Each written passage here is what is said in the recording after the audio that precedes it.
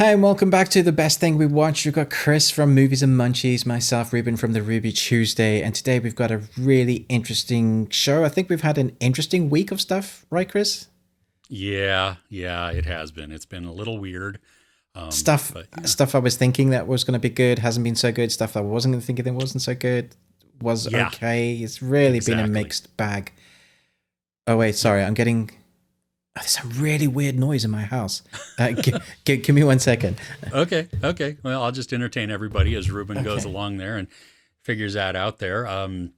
But yeah, hey, I hope everybody's had a great week. Like we had talked about, it has been just a I found the really weird noise. what the heck?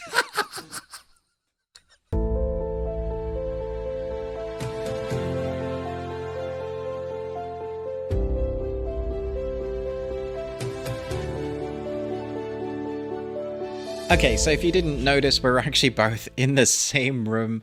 I have traveled to the United States. I'm still alive.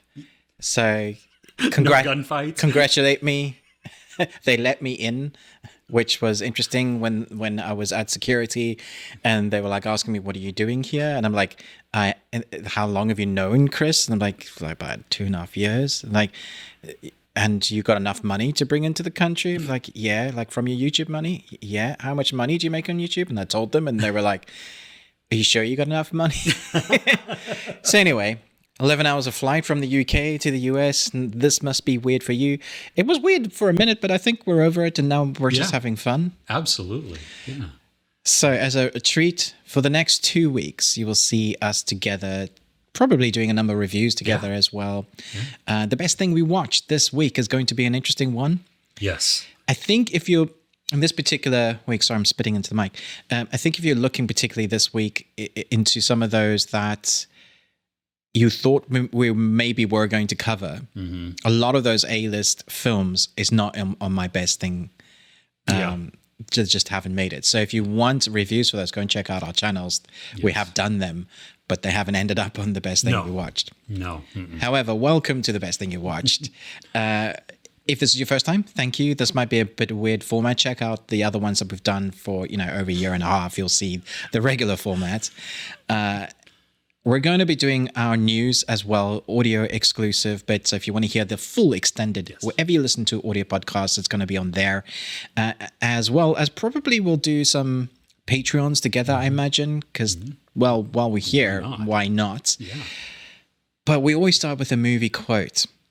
And last week, do you know who won? I do. The answers, which I kick myself because you're like, dude, how do you not know these? I said there were two easy ones. Yeah. And I just completely gone. So the answers for anybody wanting to know: Die Hard, then X-Men, and then Full Metal Jacket. Yeah. That one was that one didn't trigger. It's a great scene. Yeah.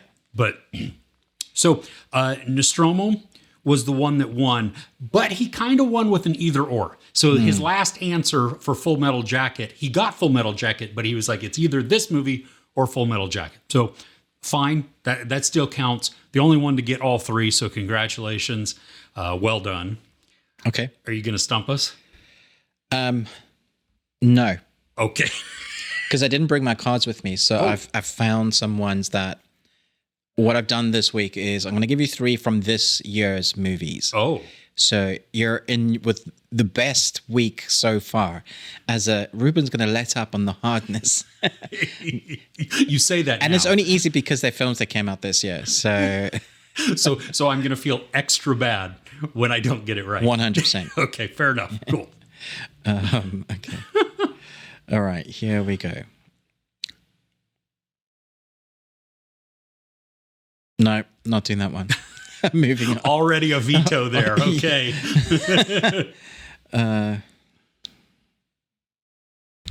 Okay, this is an easy one. When things are too dangerous to say, sing. Oh, wait a minute. I know you've seen this. Yes. Because oh my gosh. Yes. Okay. Yep. No. Okay. Okay. Number 2, I'm going to omit a name. I'm not going to say the name Sure, because fair otherwise enough. it gives it away. But, Definitely. Okay. You will do very well on your own, but with others, you could be magnificent.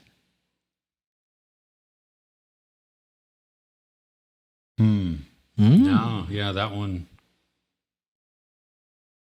Yeah. No. Okay. Okay. This quote is kind of like a conversation. It's one line from one person and another line from another person. Okay. Okay. Okay. Every new discovery is just a reminder. We're all small and stupid.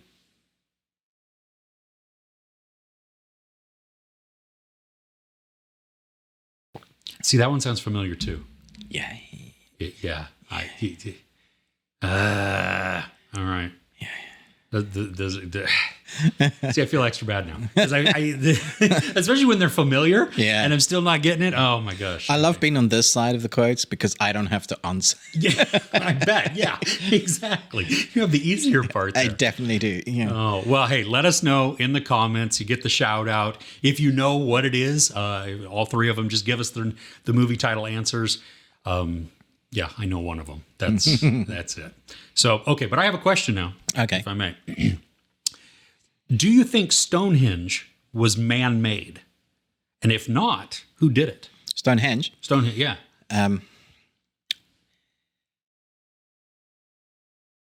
Firstly, the place where Stonehenge is, Uh-huh.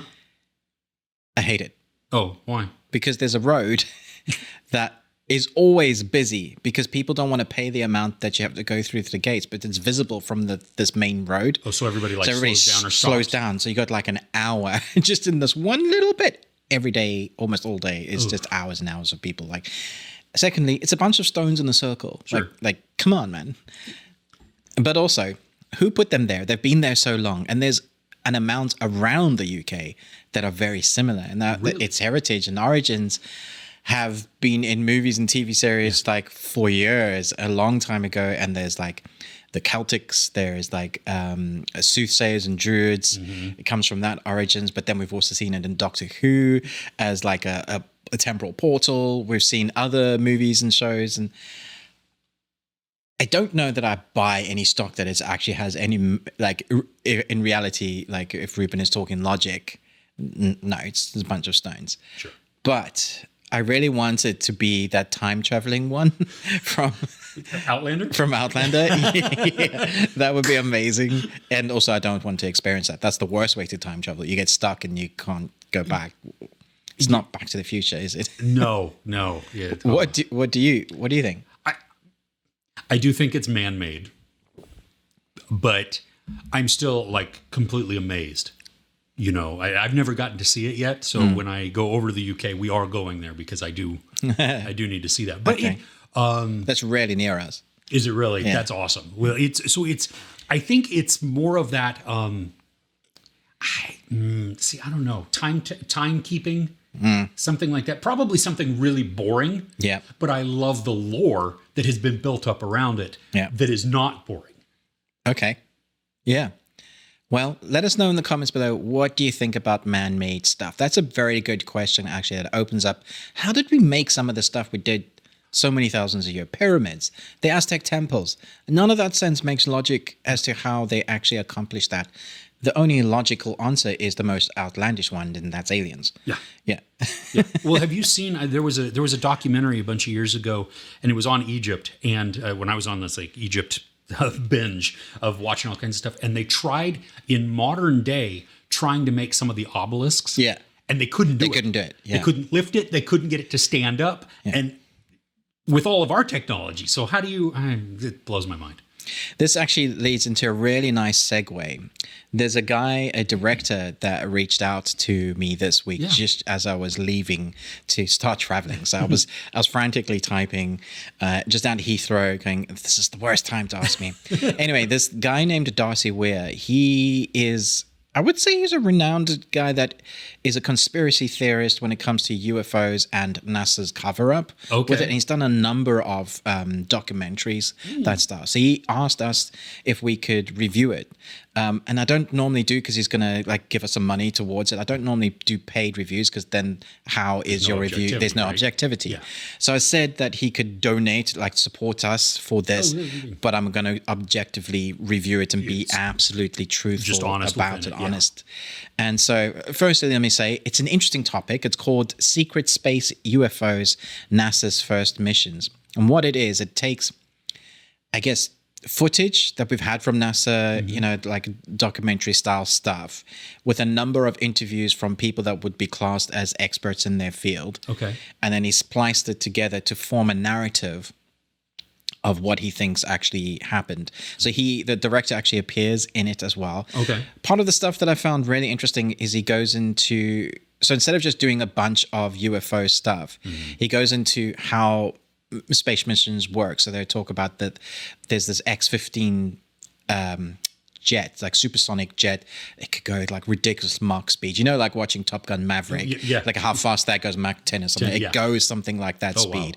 Wow. And so he goes into what the spacecraft is, like what makes it, how it goes. You need the interviews with people and the actual people. And then he starts giving us like documents that he's found that correlate to this bit of message. And then he goes into the bits where the pilot would go, and there's definitely something out there. I saw something. The thing that gets me is like all of the documents, the proof in the pudding that we've had all these years, it's always blurred pictures. Yes. It's never like, flipping heck, UFOs, if you want yourself to be known, just stay still. So I think people that love UFO conspiracy theorist stuff, that you're going to eat this up. The issue I had with it is it's too long. It's over 2 hours. It felt long to me, like, and the pacing for getting there. He's doing this thing that sometimes directors do, is mise en scene, which is a French term where you show everything, you show everything in the shot. And for me, he was showing all of the information without getting to the juicy bit first. Now I totally understand. He's kind of like world building. He wants all the information to be in there. But for somebody that just wants the information about the UFO stuff, I didn't need everything else first. It also comes down to, and I'm really sorry to say this, but I have to be honest, there's some editing choices that it just felt it needed another go. Okay. Like there's some stills and stuff that he's put over it that felt like Final Cut or even like iMovie sort of frame over frame with music that isn't quite edited rightly, like the pitch levels and stuff. Okay. Choices in music that I wouldn't have used, but that's just my personal preference. Like, however, did they not match the tone? Yeah, it was a bit all over the place. Okay. Like it was a bit rocky, then it was a bit synthy, then there was a bit classical. I do like him, actually. When he's speaking, when he's on camera, I thought he was really interesting, easy to look at and watch. There's a couple of other guys that I interviewed that just I don't trust. You know, there's some people you listen to and you're like, yeah, and I'm not buying a word you are saying. It's the history of the aliens. Exactly that. So I wish actually that he had broken it up into 3 parts, like do 3 episodes. Okay. I think as chunk pieces on a National Geographic channel rather than just on, I mean, we'll put a link down below, the Amazon link, and it's cheap. I think it's like $3.99 to rent or something, or have. You can watch it, and as a conspiracy theorist, you're gonna love it. Like there's bits in there that'll tick your balls. Like I knew it all this time. We were right. Yeah. Whether it actually proves it, I don't know. I think it can go either way. That makes sense. Yeah. As a one-time watch, if you're into this sort of stuff, I think you'll enjoy it. But I think it should have been way shorter, like a 45-minute segment cut down. Okay. I like the idea. I like the topic, because I do love me a bit of X-Files, you know, all of that stuff. Yeah. You know, it gets me like, can we really be so arrogant to think that we are the only intelligent species out there? And if that isn't the case, what is out there? The truth is out there. The truth is out there. We know that. Yeah. There's 7 really good scenes, or 7 really good seasons that tell us that, and 2 not so good seasons. Yeah. So thank you to Darcy Weir for giving us access and letting us watch that. And I love creativity in any in any platform. So I think that was great just to see what somebody's put together. You can see the painstaking hours that they've gone through. Thank you for supporting us. I hope your film finds its platform of, I think, a select group of core people will, like the niche, will enjoy this. I don't know that I would recommend it for anybody outside of that. Okay. Yeah, that makes sense. Yeah. Okay. All right. So should we dive into the best thing that we watched this week? Yes. Okay. Would you like to start? Yes. It is something that you talked about last week. Oh, yeah. And I had been, so I'd been to like home remodel hell. And so, I mean, I was so behind on everything. And so most of my reviews didn't actually get done and everything.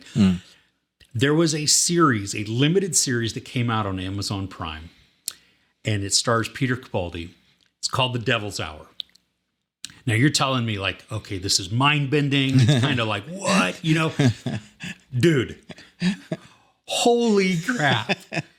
This is. You're welcome. Yeah, exactly. Thank you. Yes, because it literally was so mind bending. We watched this person experience things and time is shifting, sort of. But we can't really tell. I mean, the whole thing feels like an unreliable narrator to us because I can never tell or trust what I'm being shown.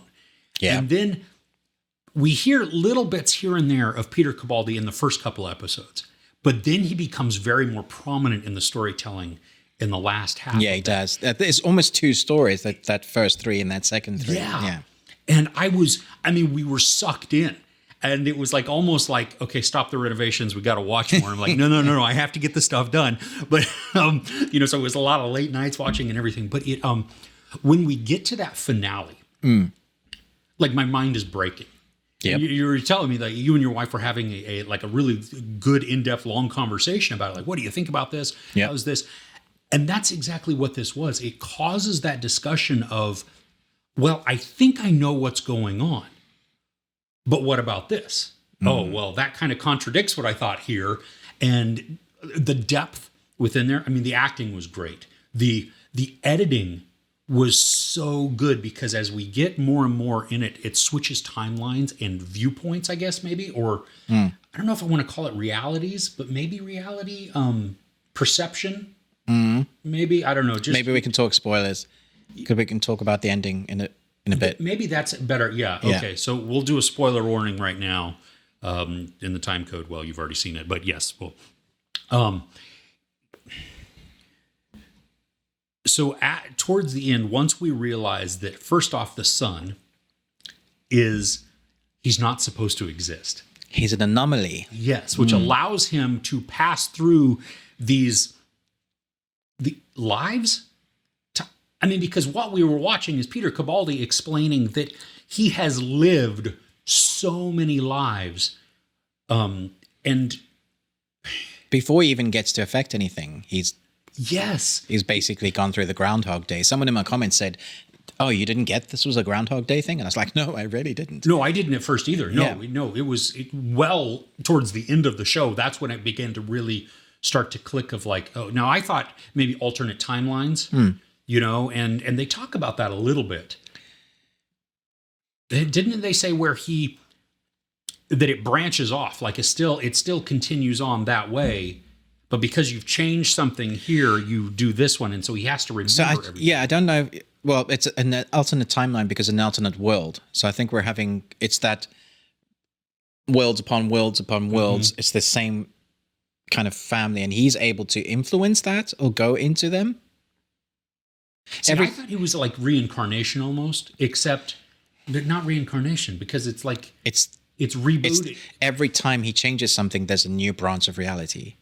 Yes, and that's what he follows, but he doesn't know what happens after that because he's changed something, and so he has to live that part and then change something and then die or kill himself and end it and to go back. And then this is the thing that like drove me nuts, where I was like, could you imagine being like he's like what 60 something years old maybe. I mean, It looks like he's not a young dude by any means.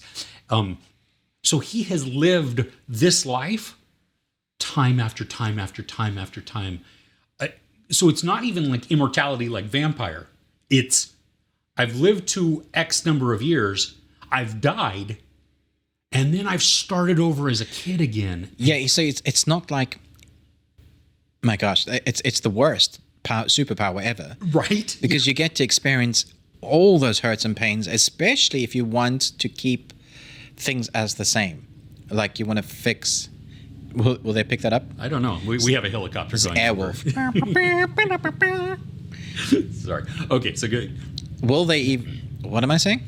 Worst superpower ever, having to relive. Worst superpower ever, because when he dies, he goes through all of those years, day after day, year after year, decade after decade, and he will have to choose, which is why another reason why I think he kept all those notes in his book, to get it right, to get it the right way, or if he needed to make a change, or what happens when he made a change. Yeah.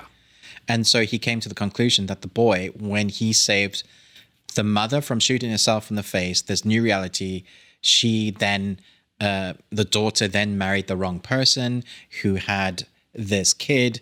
His dad ended up being the bad guy who was an absolute douchebag. Dude, have you watched, you watched some of Ted Lasso, right? He's Jamie Tart. Yes, yeah. Who's kind of a D-bag at the beginning of... Yeah, but his character growth is amazing. Yeah, it is. It really is. It's Ted Lasso. But in this, it went the opposite way. His character growth just goes, oh, wait, you are the bad guy. Dude, I was actually worried that he was like a serial killer or killer. Like one of those where he'd end up killing his own son. Now, we don't get to see, because he stays in the room and then the cuts. Yeah. And then later, the house is on fire. And he said, I couldn't find him. We don't know if he was telling the truth or whether he let his son burn to death. Mm-hmm. Well, he believes he let his son burn to death. Yeah. Or he teleported, that the son teleported away. And we don't know whether the mom knew that, but she died and then which reality is the right reality? The one with the cop where she kept seeing herself married to the detective, the DCI? Yes. But he's not the detective in this, because remember, throughout the entire thing, the job is not for him. You're not cut out for this. This is not, she is. Exactly. So I think that's really the correct timeline. I do. Yeah, there you go. This is when my head explodes. Yes. It's a brilliant series. I mean, it really is. I mean, this is one of those, especially if you like to think, if you like to have some of those deep, like head hurting type of scenarios within there, they're really well written and well acted. I mean, The Devil's Hour is outstanding. It's so good. Yeah. And Peter Capaldi is excellent in it. Yes. Because he basically encompasses so many things. You think he's evil, and some of the stuff he's done is evil. But when you get to the end, you totally understand why. And he's kind of the hero. It's a little bit like Thanos. Mm-hmm. There's also a little bit of, like, when I was watching this, I was thinking Minority Report. Oh, yeah, I get that. You know, that some precognition, that fight, like, I know everything already. Yeah, and it's not really, I mean, it's only precog because he's experienced it. Yeah. But has he? Because he keeps changing things. So how does he know it's going to turn out like that again? Probably because he assumes, the assumption is that if I don't change anything up until this point, things will continue to go exactly how they were. But he keeps on saying, you shouldn't be here yet. And then the guy goes like, what are you waiting for? The thing to happen. And then the lightning comes and blocks the road. And you're like... But see, he had changed something though before that. Right. So it had because the girl... Because I thought she was changing things because she was starting to see... She was too, yeah. Yeah, and the kid was starting to do things. Yeah. Yeah. See, we could go on for ages on this one. Yeah, really great. If you haven't seen it, I'm sorry you're listening to the spoiler section, but if you have and you want to talk to us, talk spoilers in the comments below. Yes. Just do the ... like leave a bit of a gap so you're not spoiling it for others. Okay, so one of the best things, yes. I wouldn't say it's the best thing, but I got to watch a few episodes of The Winchesters. I don't know what this is. So, do you know the Supernatural TV series with Dean and Sam? It's had 15 seasons. Yeah. I'm a massive fan. I was wearing my Winchester shirt, coming to the UK, and I had like 3 different compliments, and that's how wide. Oh, somebody when we were in San Francisco. Somebody complimented you on that, and I didn't understand what it was. Yes, that's what that is. Yeah. So, it's got a big fan base. Yes. So I've seen all 15 seasons multiple times. Huge fan, my wife and I both. And so this is a prequel. Okay. Not with Dean and Sam. This is about their parents, basically, and how they meet, and it sets up a whole new story. So it's back in the 70s. So an epic, untold love story of John and Mary, of how they not only saved their love, but also an entire world. I think it's fair to say that I was excited and enjoyed it more than people coming to it that haven't seen the series, because I do think some of the dialogue is quite stunted. It's not nearly as tight as the series is, but the actor who plays Dean Winchester has a huge hand in this series. I do remember watching the first season of Supernatural thinking, especially the first episode, thinking, this isn't great. But it quickly finds its footing. And it does the same thing. Even in the first episode, you're like, and then the second episode, it's already establishing what is going to be good. It's a serial series that's going to have many seasons that they're setting up their new world. Even though it's an established world, they're setting up the rules for the 70s. And you have all the stuff like the demons and the exorcisms that they do very quickly. The classic salt around the person. The demons are black smoke that they come out. And, that's cool. there's so much like magic stuff in this that's fun. It's a bit teeny, which I was surprised by. Really? Some of the dialogue felt very teeny. Okay. Hoping that they're going to knock that on the head, because they form a quick team pretty quickly. So you have John, who's just gone back from 2 years of service. Okay. And you have Mary, whose father taught her the family business, which is like killing things that go bump in the night. And John's dad he's already done this, but his dad's been missing for 15 years. And John comes back and his dad's giving him the key and a letter. And this is to the men of letters, which is these guys that have established all the rules and the books and stuff that tells you about this world. Oh, okay. So his mind is open to, whoa, this is, okay, dad was either mental or, now I understand why he wasn't around. And so they established them two together, and then there's the friends of the quirky dude that is gay. Then there's the girl that's the smarts, that she's the book person but hasn't gotten out a lot. So they form the quirky bunch, like the Scooby Gang. Oh, okay. Yeah. That needs to go. I mean, it's basically that, the Scooby Gang that needs to go and save the day, and it's episodic, which I really like. So each episode they save the case of the day, and then there's a wider arc. Okay. So someone is possessed, or monsters attacking someone, and it's the monster work is fun. The effects are okay, not always great, but are fun. What made Supernatural great is the Dean and Sam relationship from Supernatural's. Their relationship goes from, I'm a annoying teen kid, and my brother doesn't know how to relate to me, to them being forced together to work together to find answers about the family. And try not to do spoilers for those that haven't seen it yet. This one, I think the issue is it doesn't have a hook. So in Supernatural, episode 1, there's a massive something happens to their mother and it's demon related. In this one, it's more like they're trying to track down their fathers, which is okay. It's kind of a hook, but it's not that same, like in the stomach, you need something visceral to happen. So I'm hoping that's still going to happen. But for fans of Supernatural, which there's a fair few, I think you're going to enjoy this. We'll be on board already. But I don't know if it's going to drag any new people to the... Like, I think it's great for those that have already been established of the whole series of Supernatural.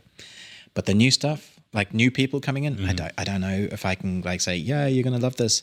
I'll have to wait and see if the more... There's only 4 episodes out so far. Okay. And it's not out in the UK. I had to use a VPN to watch it. Oh, wow. What platform is it on? I can't remember. I've watched so much this week. I'll try and find out. Okay. So it isn't the best thing I watched this week, but mostly for nostalgic reasons. Okay, sure. Because I love the series so much. Yeah. And it ticked all my boxes that way. Nice. I'll find out where it is, and you can tell me what's your next best thing. Okay. Mine, I guess I'm following the whole UK type of theme here. I'm watching the American stuff. Yeah, and I'm watching the UK stuff. So I watched. Now this has already been out on BBC for I guess maybe months, and it just came to Netflix within the last couple of weeks. And so again, I'm behind. But it's called Inside Man with David Tennant, and it's also got Stanley Tucci in it. And I've only watched the first 2 episodes of the 4, and it's a limited series.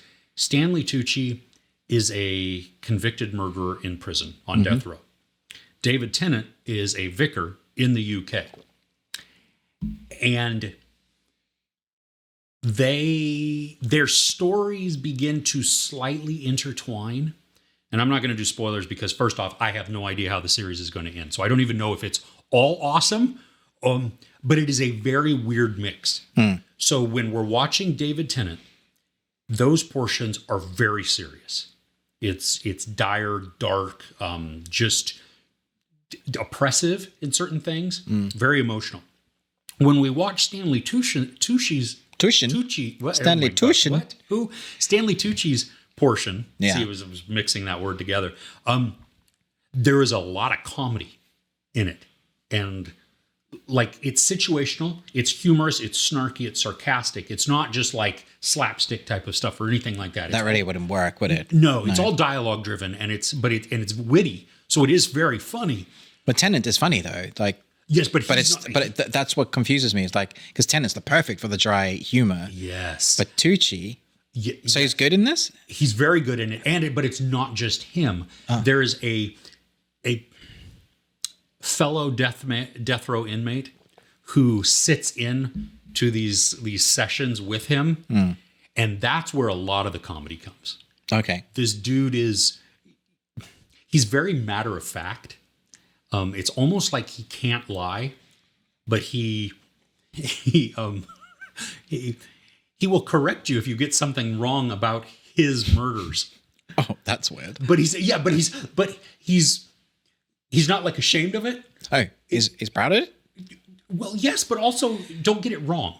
Don't misspeak about what I did. Yeah, you got to say how I chopped up that person. Yes, or like, well, that person technically they died because of this, so I don't count that as a kill. Like, so it's very dark. I mean, it's still dark humor, but it's very. I stabbed them, but it was the bleeding out that killed. Yeah, exactly, something like that. Yes. So the mystery. Well, it's not really mystery because we're watching what's playing out, but the tension in this is just increasing. Because on David Tennant's side, just that whole UK story side, we are watching a bad decision compounded by a bad decision. And then where does that lead and what are your options? And right now it's like a nail-biting stage because it's just like I don't see any way out of a scenario.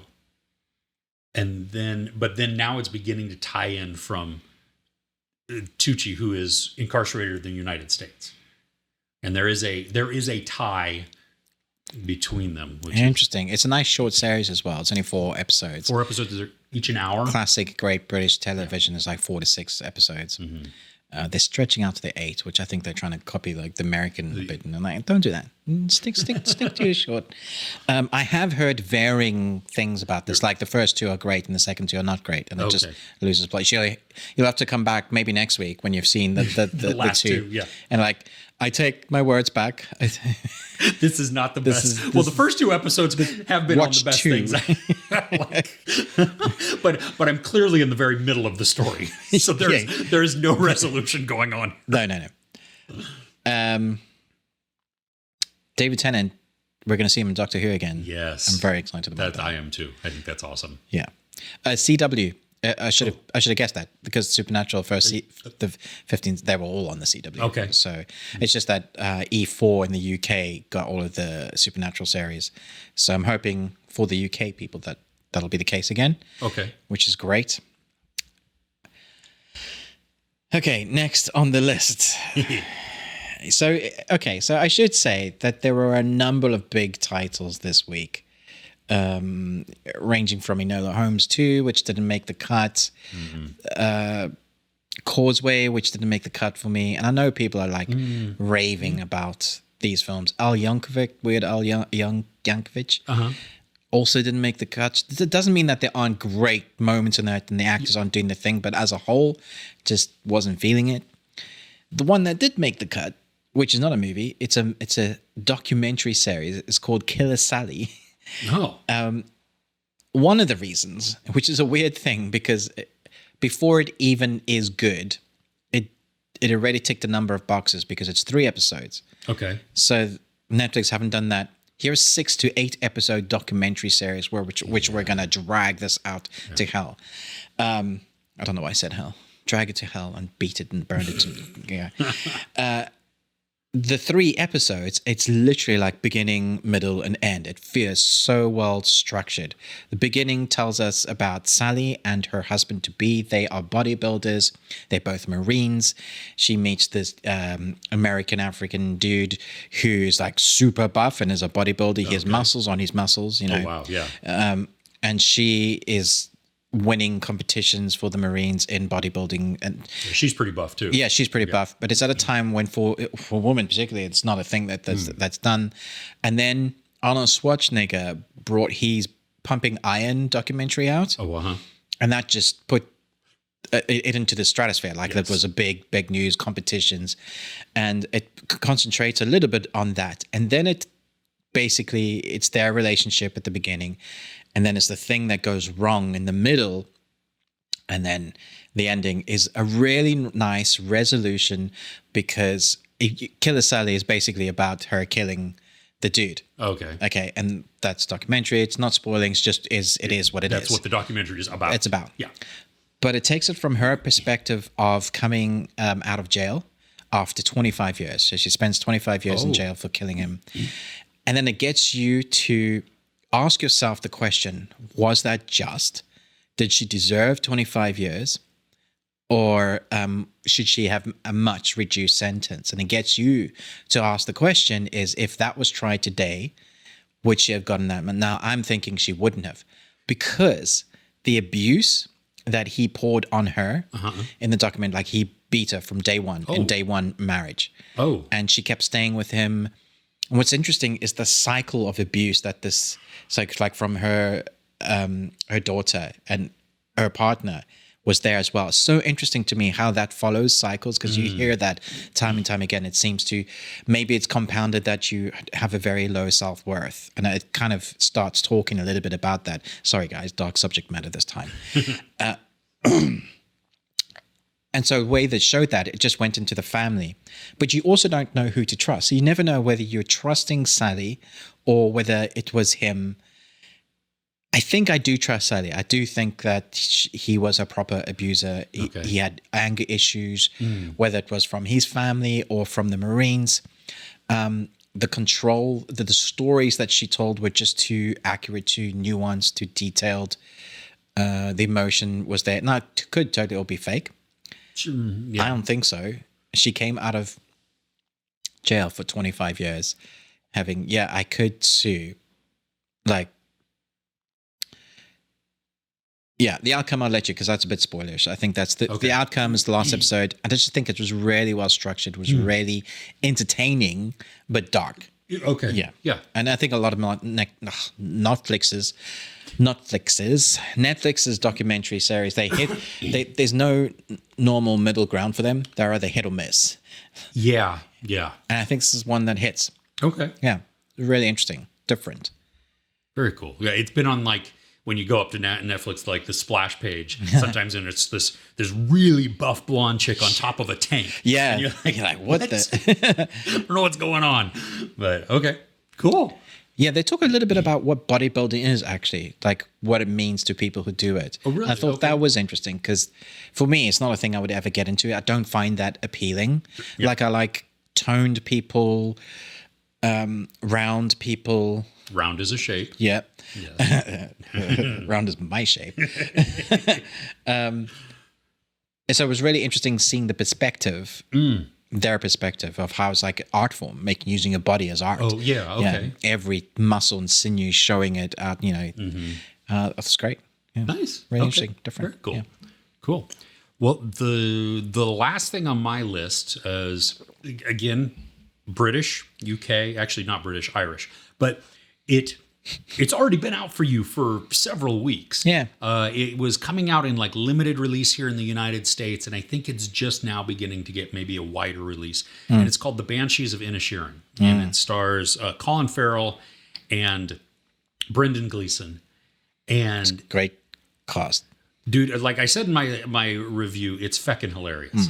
I mean, the movie is so funny because of the dialogue exchanges, the way that they express and they emote through just facial expressions and body movements also. So it's not all just spoken, some of it's situational, some of it is very subtle, I think, but it's like, so there's a lot of humor in there. Barry Cowan is in it, and he's playing like this, like the village idiot almost. Yeah. And, but he sells it. Like he's super believable, and he's endearing in a way, even though he's very crass and he's very rude at times. He also can be very funny, and like you almost feel sorry for him in a little bit, like he's just kind of like, oh, okay, you're like patting on the head or something.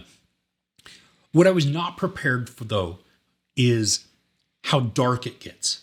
The story has this angle to it that is just depressing, and it doesn't let up as the movie goes. So, which is very weird because like I love the movie.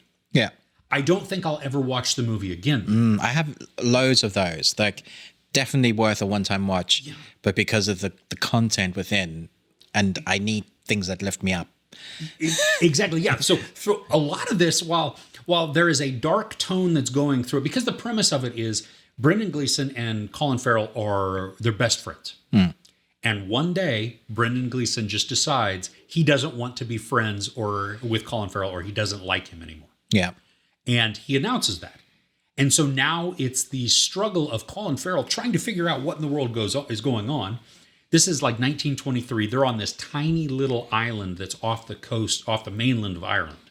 And so there's not a lot of people there. It's a very close-knit community. 1923, I don't know if I said that, but there's not like, I don't even know if there are any cars on the island. I mean, it's horse-drawn carriages and a lot of walking and stuff. Beautiful cinematography. But it's that interaction of trying to figure out what did I do wrong, and I'm trying to get my friend back, except the friend doesn't want to be friends back anymore. And that storyline is where it just gets darker and darker and darker. And there's a point where it becomes like, I don't like where this is going. And that's where the movie leaves us. I have heard the ending is different. Yeah. It goes to black and you're like, no, wait a minute. Like, okay, I'm going to sit here because it's going to come back. And there's a post-credit scene. You're not going to leave it like that. Yeah, it's just like, so I can see how people could leave the movie being very disappointed, or very unsatisfied by that, because I do think the ending is a good ending. And I do think it is.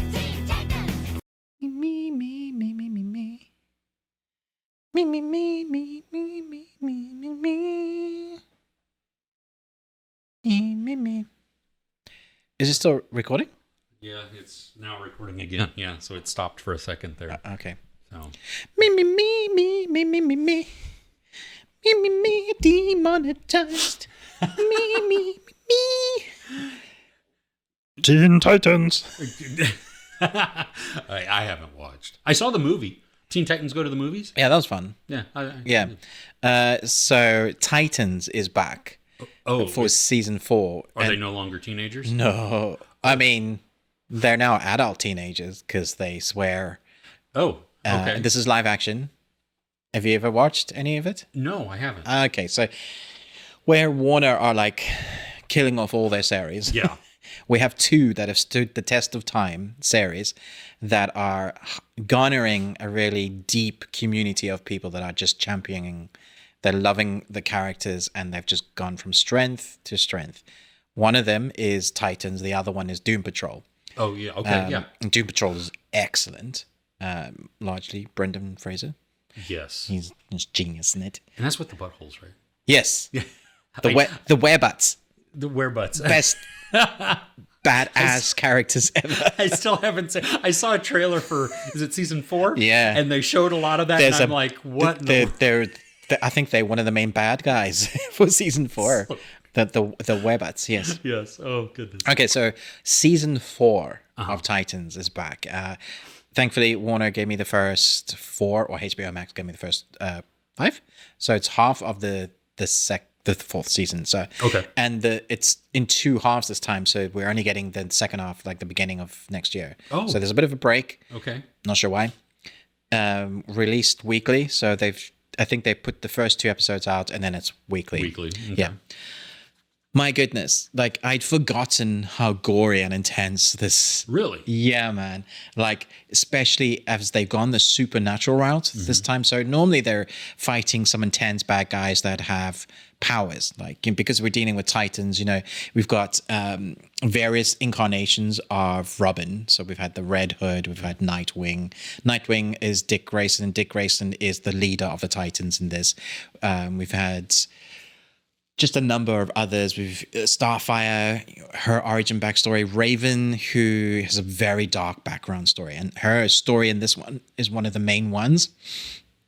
I think fans are gonna love where they've taken this series. But yeah, they just get into like the gore and the darkness. Oh, wow. There's a bad guy or bad guys or the overarching enemy in this season so far where they're able to enter into your dreams, and it's so like Nightmare on Elm Street. Ooh. Yeah, so you have the gore and the really great costume designs, and then you have fantastic choreography, the sort of thing that you would see from Gareth Evans, Oh, So yeah. when they're fighting hardcore and you see bones breaking and jaws flying off, and literally this is for those that watch Teen Titans when they were kids. Now you have the adult version, and it's just so much fun. That's what I like about it. It's fun. It's silly. It's over the top.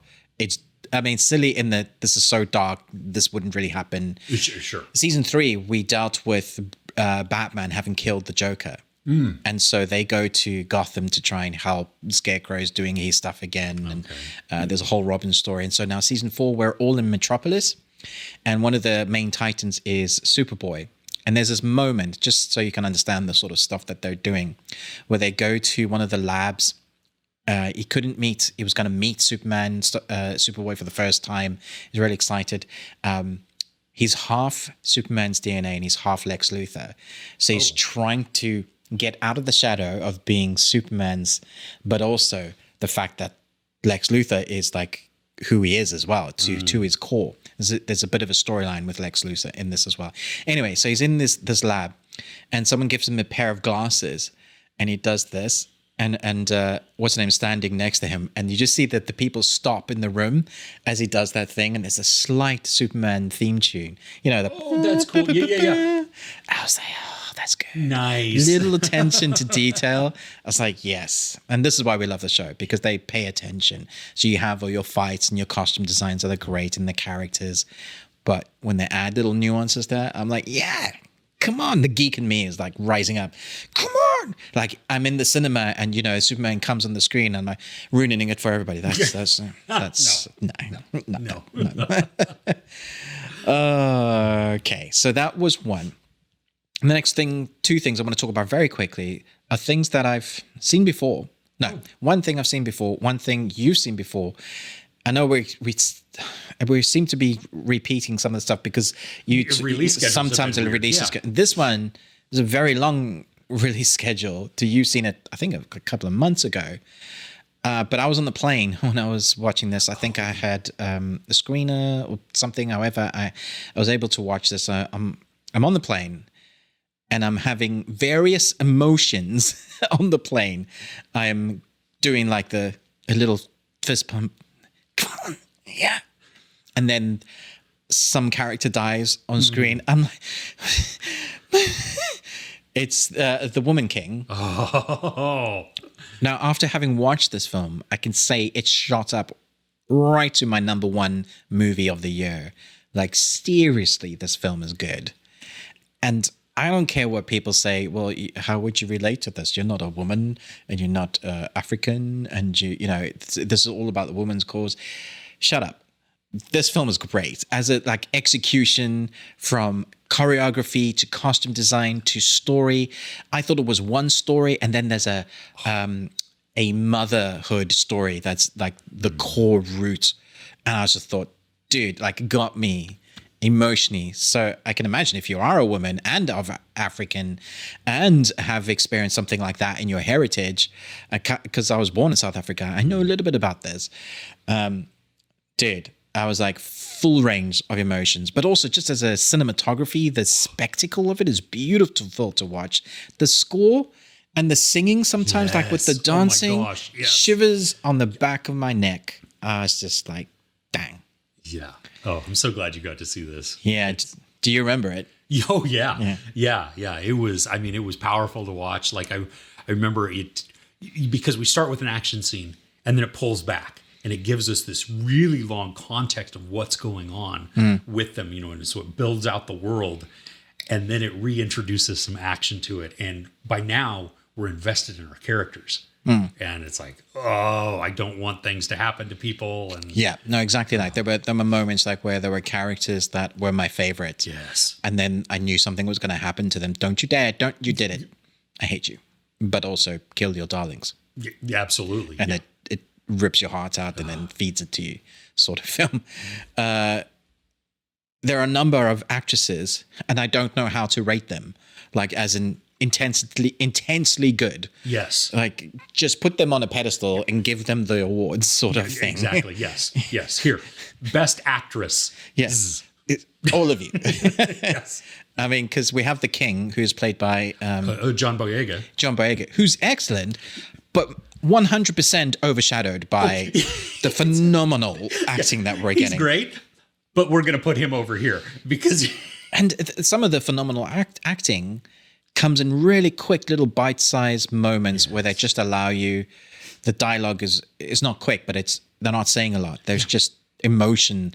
What they've said kind of resonates with you, or the impact of what they said means something. You're like, oh, flip. Or something that you see that connects to another bit of the story. You're like, oh, no, that's so much worse. So good. Loved it. Okay, so the last thing I want to talk about is The Breakfast Club. really, Yeah, so it's a little golden oldie that I think everybody has seen a number of times. And we all go, oh, that's so nostalgic. It's a great film. I think I've seen it probably 15 times. And every time I watch it, I get something else out of it. And I watched it this time. And at the end of it, I was like, damn, John Hughes was so good at... Okay, so the characters are so defined of each of them are going through something of their own and what they learn in the discovery of themselves by the end from the beginning. So that character growth over time. And it's not just them. It's the teacher or the headmaster. He goes from, I hate that douchebag, to him smoking a joint at the end, but actually realizing something about himself as well. There are moments where they deal with self-harm. There are moments they deal with self-image. There are moments they deal with fathers. And fathers a big thing in this. Like, it seemed every single one of their parents were maybe vicariously trying to live through them. I'm sorry, kids. Like, if I've done that, I'm sorry. Because it does seem like a trait that parents do. And it definitely hurts them. oh yeah, Yeah, the baggage that they carry for that. I got so much more of it. It's like, I've seen all this before, but somehow it just felt so much more relevant. So when I got to the credits, I was like, yeah. don't you... Everybody's thinking, yeah, exactly that. So good. Nice. Yeah, I was amazed. Yeah.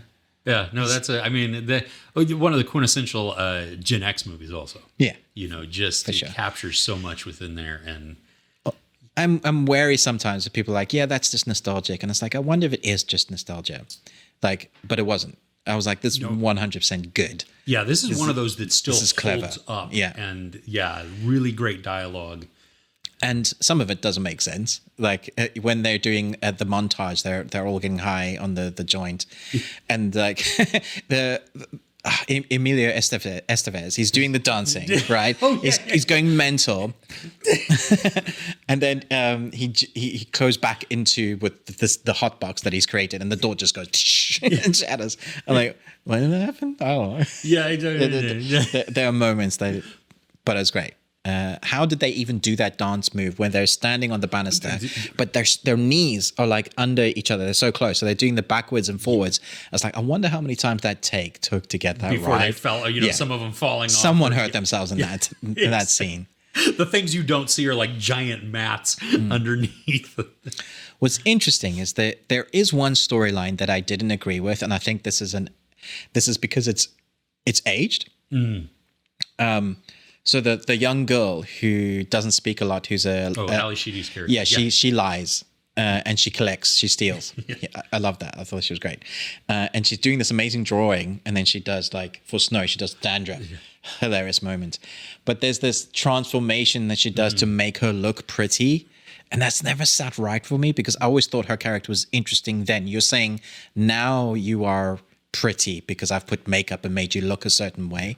When a whole film is about identity, having that as a thing, that just didn't sit right with me. And then from that perspective, I was like, okay. Yeah, I can see that. Yeah, that part doesn't age well. And really, I mean, you think because they all really get to find themselves, but she, I thought, already had found herself. Unless maybe that's a persona, like a whole facade of just, I pretend not to care. Like Judd Nelson's character. Yeah. You know what I mean? I'm angry all the time. Yeah. And so I have to be tough to be able to survive my life. And so maybe that's her. The geek kid. Yeah. Anthony Michael Hall. Who didn't need to be there. Right. But how much harder does his storyline hit now in today's society with kids and guns? Yeah. Because it was funny. It was only a flare gun. Yeah. And then he shot it and burnt up his locker. And it was still but I was like, John Hughes didn't know back then that would be so prolific. Yeah. Yeah. Being bullied or being, just the expectation, and he got a B, and that's ruined his life because his aggregate score would then drop. Yeah. It wouldn't be that A+. And I feel that. A lot of people had that expectation, especially through the 80s and maybe even today. We never held that for our kids because that's what I lived with. And so I don't want that. If I got a C, I was happy. I was like, damn, look at me and my brains. Hey, like I said in college, especially towards the end, C's get degrees. Okay. As long as you're not like a doctor or not a doctor scientist. Yeah, I'm not. Yeah, so that's everything. Cool. Yeah. Well, since we have these snacks out, do you want to try a little bit of snacks before we go? Yeah. Okay. So Ruben brought some UK unique snacks that we don't have over here in the United States, and I have a couple of snacks right now that I know they don't have over in the UK.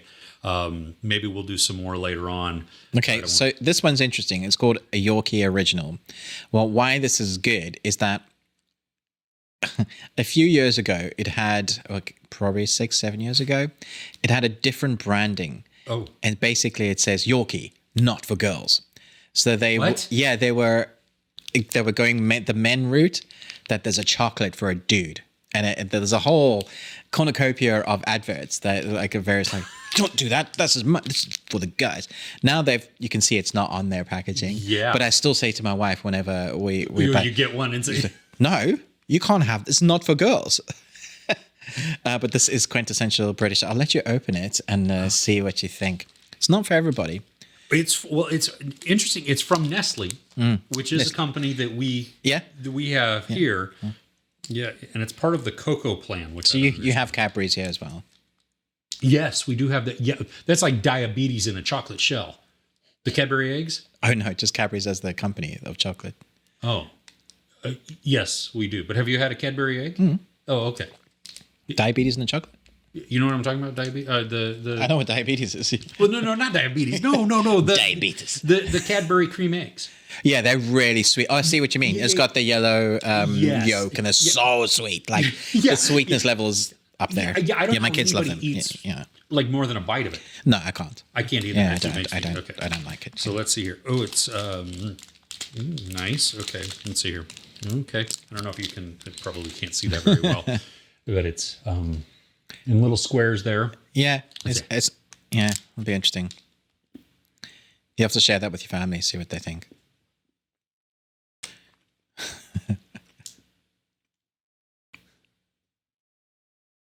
It's just a chocolate bar.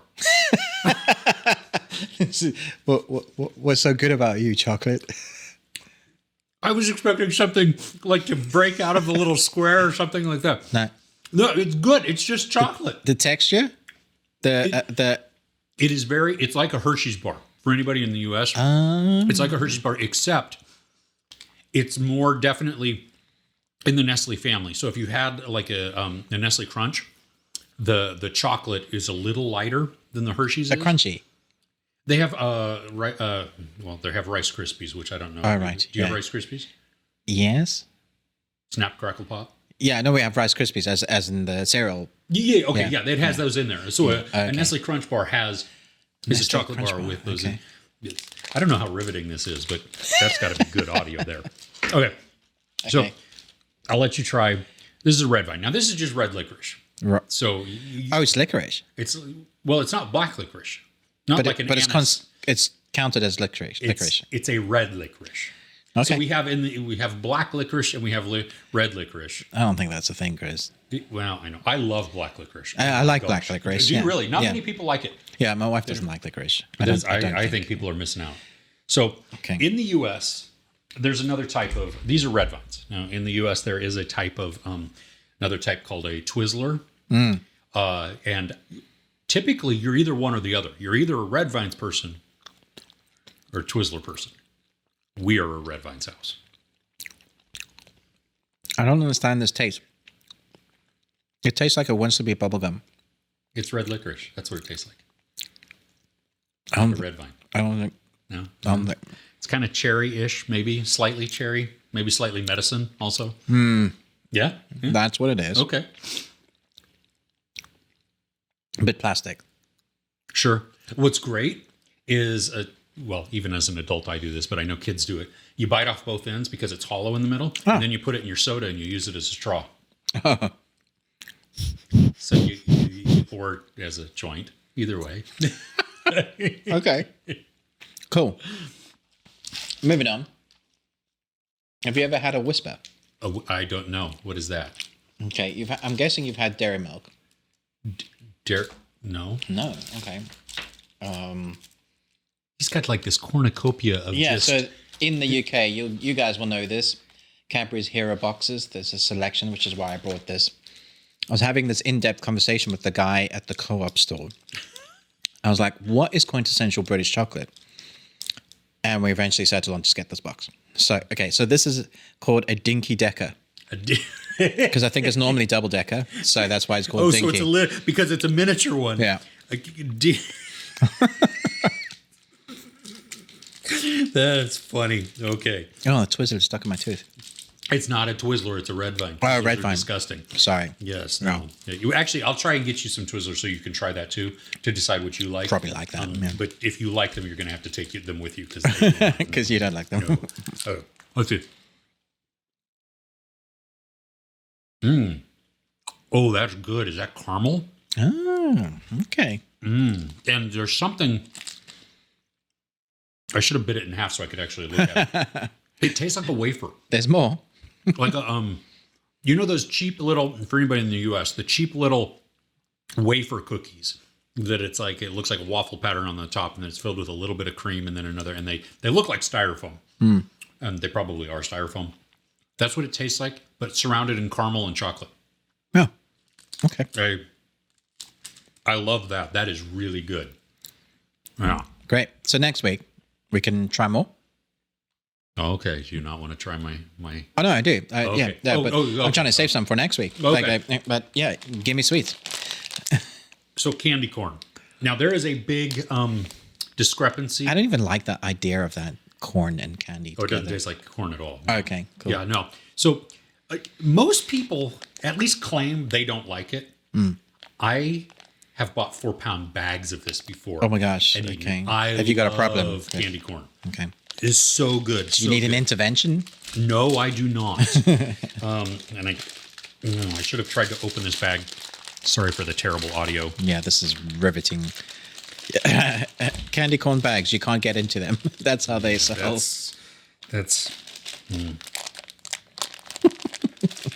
Oh, there we go. Okay, so I'll let you. Okay. I've Yeah, got, there you go. Proper hand. A couple in there. yeah, I got 3. Okay. They look like your teeth have gone wrong. Oh, yeah, you can put them in your mouth to be like your teeth. Yeah. Yeah. Yep. Oh, okay.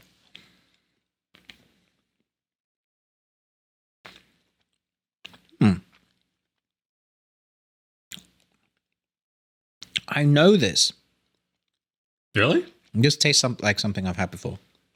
It's not this though. Very sweet. One more.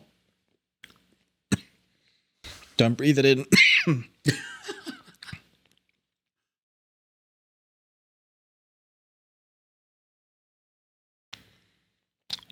My brain is not telling me what it is.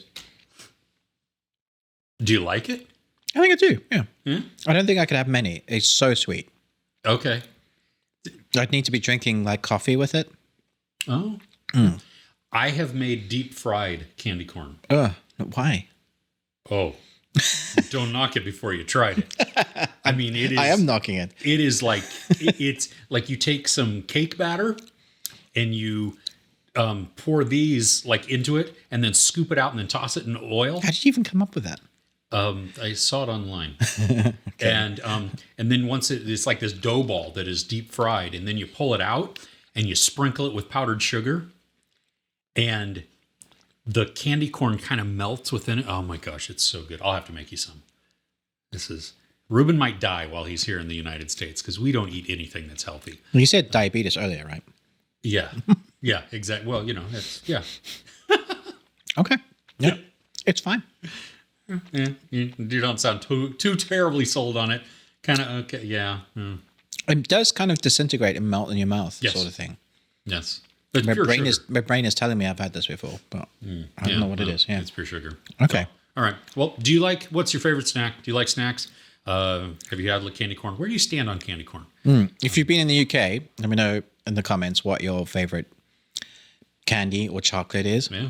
I know we don't call it candy in the UK; we just call it sweets. And in the US, I guess you'll have your favorites like Hershey's and Yeah. yeah. Hey. Okay. Cool. Well, hey, thanks for hanging out. This is a new setup for the next 2 weeks. We'll be doing this, and you'll see us do some reviews together as well throughout the week. Don't forget to tweet at us anytime you want at Best We Watched. You can hit us up on our Patreon. Take a look at that opportunity there. For just a couple bucks a month, you get some exclusive access to some different content. And so we invite you to check that out, patreon.com/thebeardedones. Please go over to our individual channels, Ruben with the Ruby Tuesday, me, Chris with Movies and Munchies. Like, share, and subscribe there. And if you are listening or you want to hear more of the extended audio, you can check us out on any podcasting platform that that you listen to. We are pretty much there. And if you do happen to listen to us, please rate and review us. We would love that support as well. With that, I think, hey, we'll see you next week. Take care. In the same space. It's so weird. Yeah. Look, it's not green screen. Look, we can actually...